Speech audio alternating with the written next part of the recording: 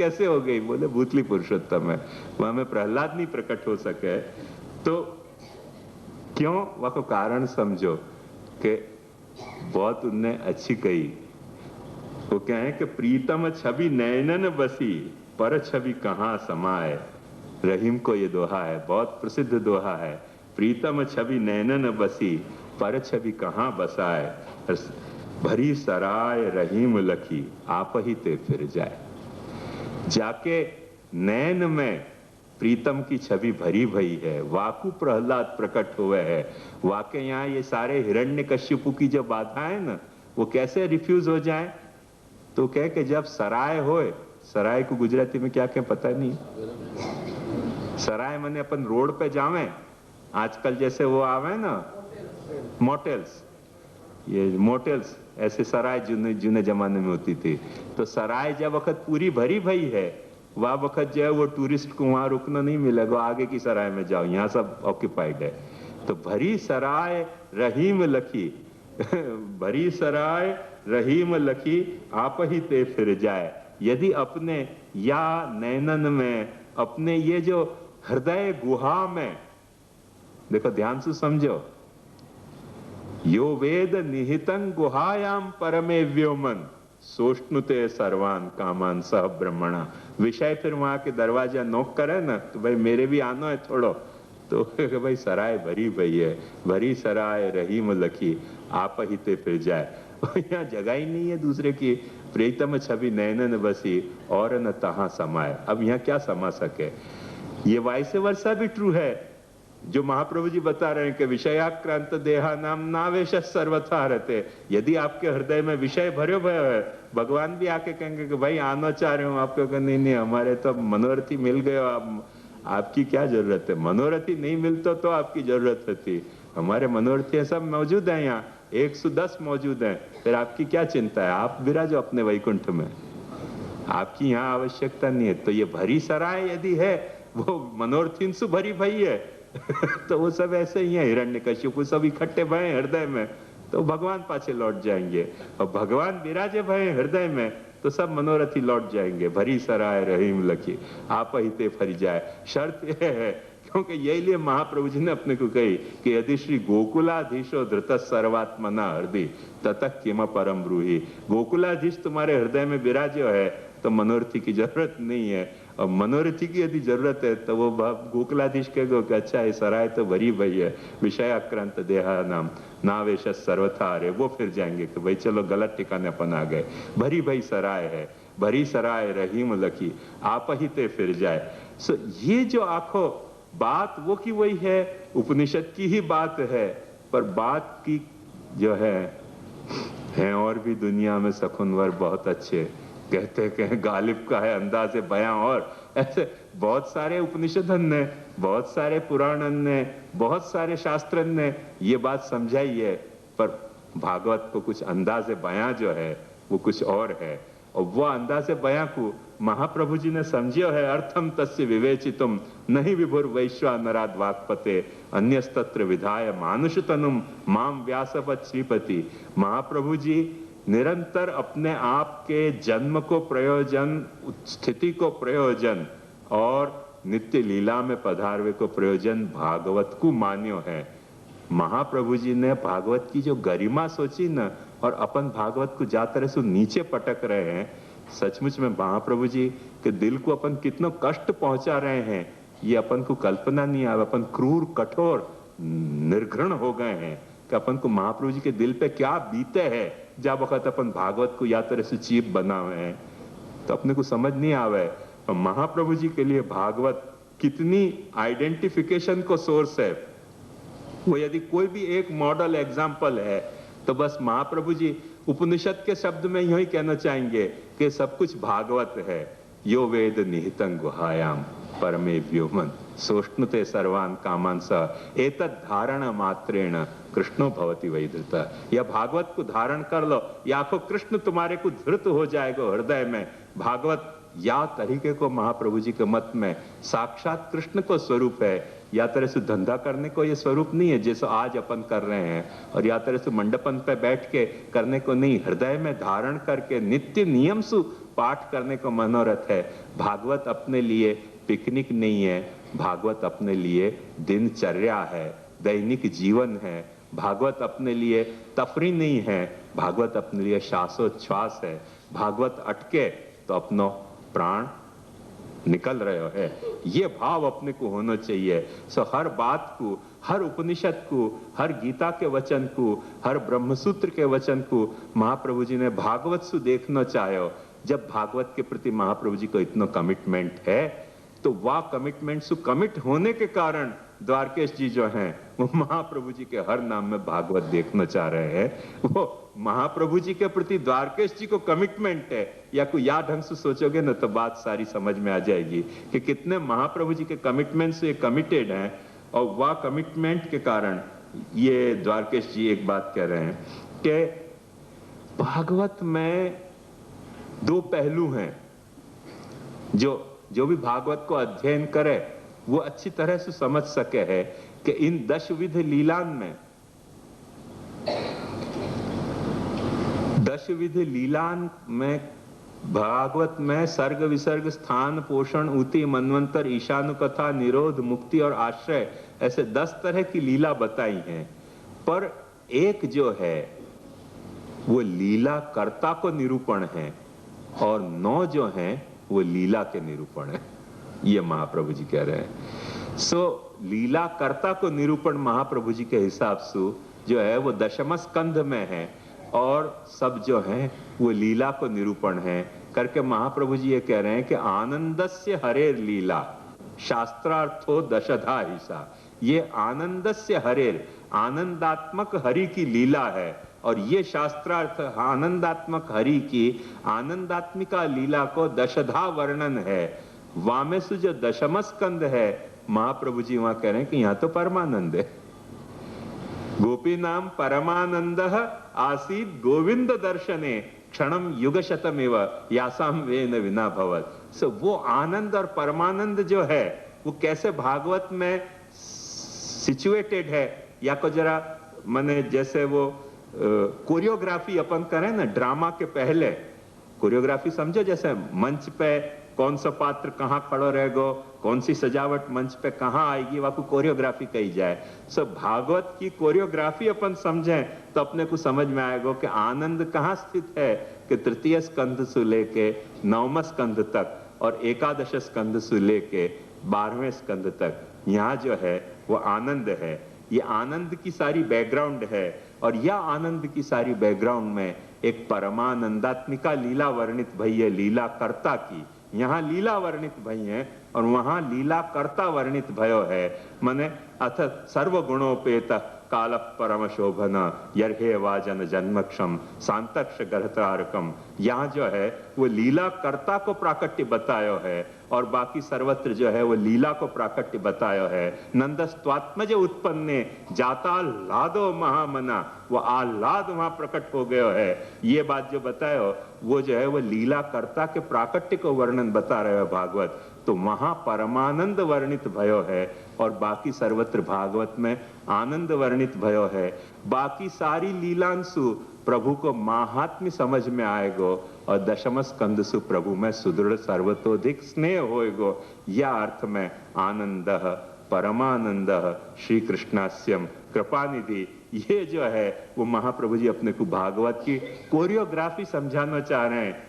क्या तरह से सारी बैकग्राउंड में ये कृष्ण के सारे परमानंदात्मक कृष्ण के प्राकट्य की बैकग्राउंड क्या है, आनंदात्मक बैकग्राउंड है कि जहां में वह महात्म्य वर्णित भयो है, पूरे में आनंदात्मक महात्म्य वर्णित भयो है। और वह आनंदात्मक महात्म्य में कुछ अचानक एक परमानंद प्रकट हो गयो। अथ सर्वगुणोपेत काल परम शोभन यर्हे वाजन जन्मक्षम सांतक्ष ग्रहतारकम दिश प्रसेदुर्गगनम निर्मिलोड गणोदयम। यो करके अचानक परमानंद प्रकट भयो है, जहां में अपने को सुदृढ़ सर्वतोधिक स्नेह युक्त होनो है, और आनंद को ये सारो महात्म्य अपने को जानना है। आनंदस्य हरेर लीला शास्त्रार्थो दशधा ही स।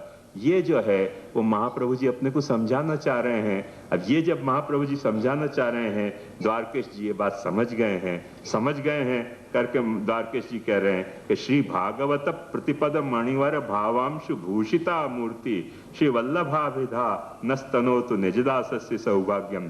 भागवत के प्रतिपद को महाप्रभु जी ने अपने श्रीअंग पे प्रेशियस ज्वेल की तरह धारण किया है।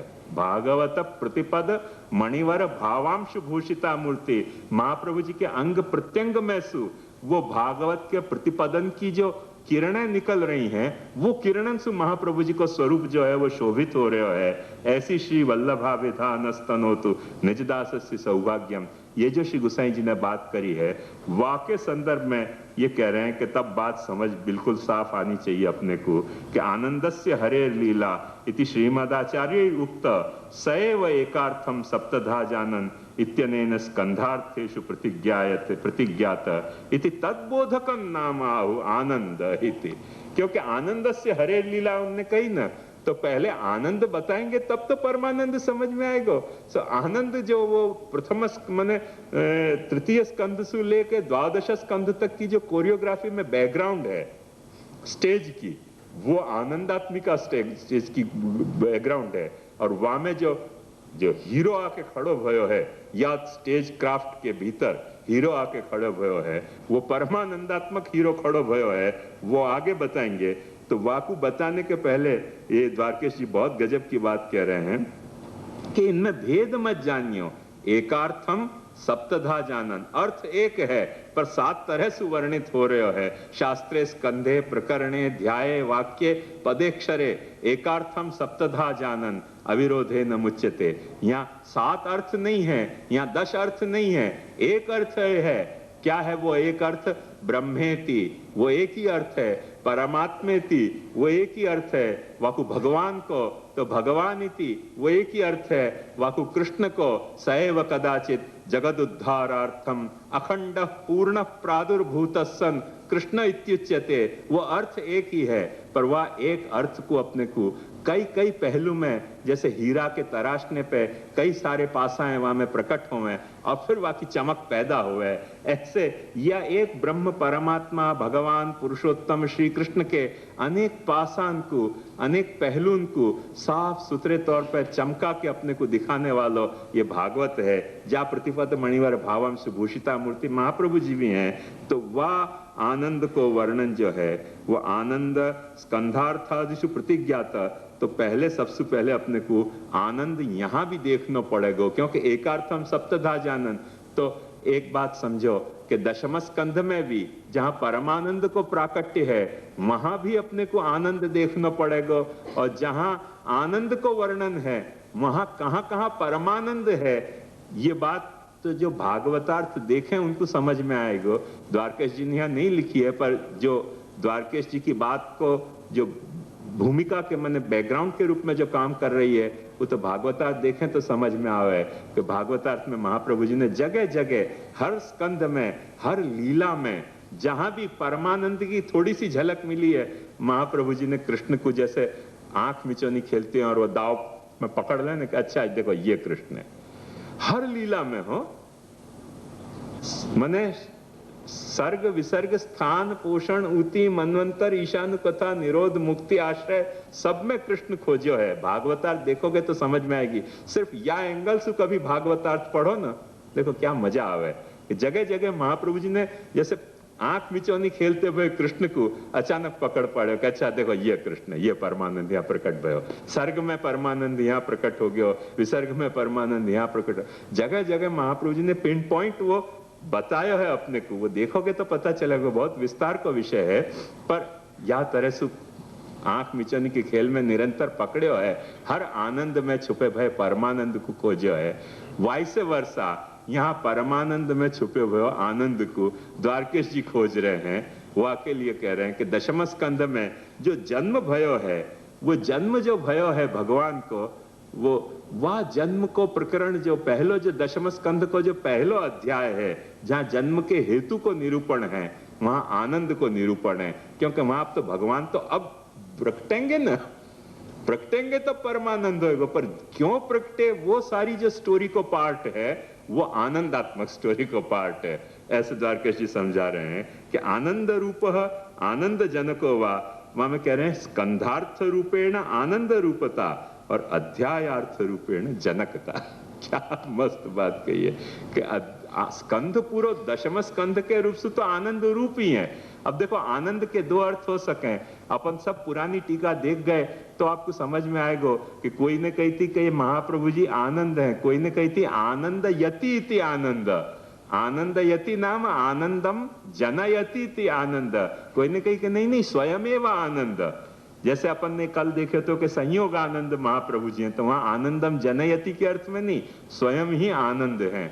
और कहीं यो बताया तो कि आसमंतात नंदयति इति आनंद, तो वह तरह से भी महाप्रभु जी आनंद है, माने आनंद रूप है और आनंद जनक है, ऐसे दोनों संबंध है। तो वह संदर्भ में ये द्वारकेश जी अपने को समझा रहे हैं कि समग्र दशम स्कंध जो है वो तो आनंद रूप है। क्यों आनंद रूप है, ध्यान समझो, क्योंकि दशम स्कंध में सिर्फ कृष्ण ही नहीं है, कृष्ण के अलावा कई असुर भी हैं जिनको भगवान ने मारो है, कई राजाएं भी हैं, कंस भी तो है ना।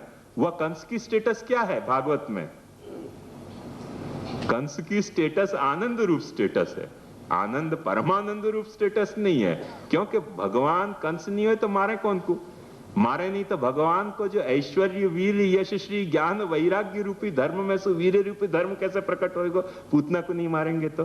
पूतना माने अज्ञान, अज्ञान को यदि भगवान को मतलब क्या कि जहां में ऐश्वर्य हो, यश हो, वीर्य हो, श्री हो, ज्ञान हो और वैराग्य हो, पूतना को महाप्रभु जी कह रहे हैं कि ये अज्ञान है, अज्ञान को साक्षात मूर्तिमान स्वरूप है।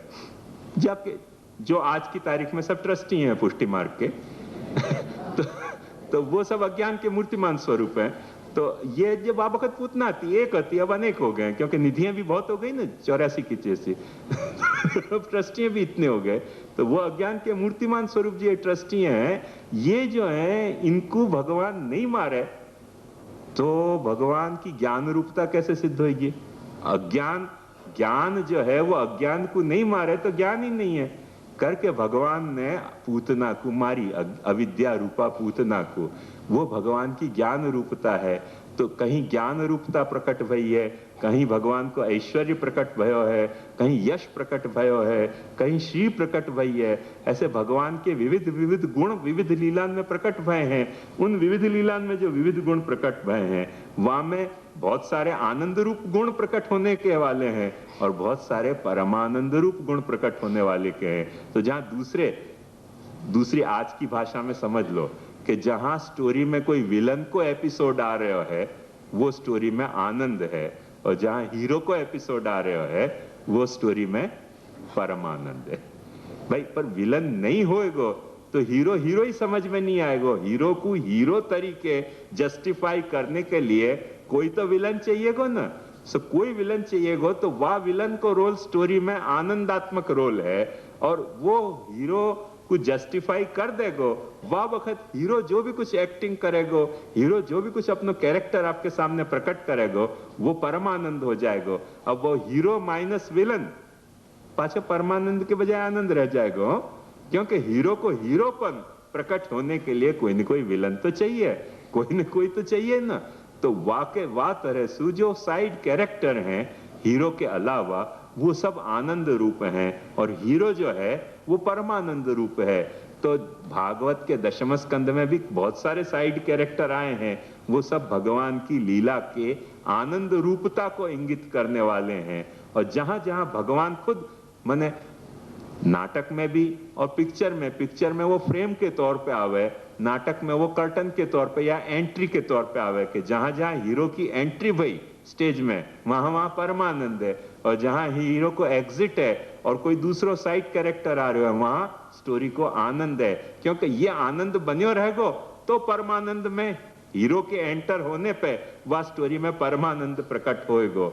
यह बात को महाप्रभु जी समझा रहे हैं। करके दशम स्कंद में भी ऐसे साइड कैरेक्टर बहुत है जो यह पूरी स्टोरी को बिल्ड कर रहे हैं, तो वह स्टोरी को बिल्ड कर रहे हैं करके वो बाको स्कंधार्थ रूपेण आनंद रूपता और अध्यायार्थ रूपेण आनंद जनकता, क्योंकि यह अध्याय में वो बात बताई जा रही है कि भगवान ने प्रॉमिस करी उनको कि अच्छा मैं प्रकट होने वाला हूं, तो अध्यायार्थ के रूप में आनंद जनकता, आनंद यतीति आनंद, और ऐसा स्कंधार्थ के रूप में आनंद रूपता को वर्णन किया है। श्री शुकस्य तथा ही प्रश्न करने न श्री शुकस्य आनंदो जनित। सबसे पहले कह रहे हैं द्वारकेश जी कितनी खूब, इनको भागवत को अभ्यास कितना है, मजा सिर्फ या की देखो कि सबसे पहले आनंद कैसे प्रकट भयो कि परीक्षित ने पूछी कि भाई मैं कृष्ण की कथा सुनना चाहूं। परीक्षित ने सिर्फ इतना पूछो कि मैं कृष्ण कथा सुनना चाहूं, सब सुखदेव जी ने परीक्षित को कांग्रेचुलेशन दियो कि सम्यक व्यवस्थिता बुद्धि, यार तेरी बुद्धि गजब सुधर गई कि तू भागवत की इतनी सारी कथा सुनते सुनते तो को अंत में अचानक ये जिज्ञासा हो गई कि तू कृष्ण कथा पूछना चाह रहे हो, सम्यक व्यवस्थिता बुद्धि। आज तो समय नहीं बचो, कल अपन करेंगे आपको, तो आपको महाप्रभु जी ने यहाँ जो बातें बताई हैं कि सम्यक व्यवस्थिता को कांग्रेचुलेशन कैसे दियो सुखदेव जी ने, वो कांग्रेचुलेशन देखोगे तो आपको खुद को आनंद होगा, ऐसा वर्णन बताया है। तो सम्यक व्यवस्थिता इत्यादि ना जो सबसे पहले सुखदेव जी को आनंद हो गया कि ऐसा प्रश्न तो भयो जीवन में, नहीं तो प्रश्न यही हो कि मनोरथी को एड्रेस किया है। अरे यार कृष्ण को एड्रेस पूछे कि मनोरथी को एड्रेस पूछे, तो उनको आनंद ही नहीं प्रकट हुआ है। पर वो परीक्षित को एक वक्त ये आया भाई कृष्ण को कुछ एड्रेस है कि नहीं, कृष्ण को एड्रेस लाओ, तो सुखदेव जी कह रहे हैं कि सम्यक व्यवस्थिता बुद्धि, अब तेरी बुद्धि ने बराबर व्यापार शुरू कियो, जा दिशा में करना चाहिए तो a right step in right direction.